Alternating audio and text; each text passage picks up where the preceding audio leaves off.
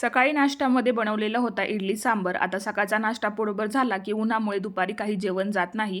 म्हणून मग म्हटलं की दुपारी फक्त मसाले भातच बनवूयात. तर आता सगळ्यांचा नाश्ता वगैरे झालेला होता, म्हणून मग म्हटलं की आधी किचन वगैरे क्लीन करून घ्यावा. कारण की दुपारी मला ना कबड जे आहे तर ते सुद्धा आवरून घ्यायचं होतं. तर 2-3 दिवस झालं चाललेलं होतं, पण कामामुळे काही जमतच नव्हतं. म्हणून मग सकाळीच ठरवलं की आता कपाट जे आहे ते आवरून घ्यायचं. आता ठरवलेलं होतं, तर मग म्हटलं की चला काम जे आहे ते आपलं आवरून घेऊयात.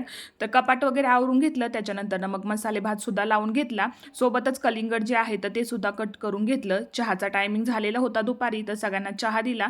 त्याच्यानंतर मग जीविकाला खायचे होते डोसे. थोडंसं पीठ शिल्लक राहिलेलं होतं, त्याचं तिला डोसे जे आहे ते बनवून दिले.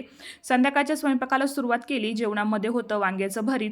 तर भरीत सुद्धा इथे बघा मी तयार करून घेतलं. त्याच्यानंतर जेवणं वगैरे झाली.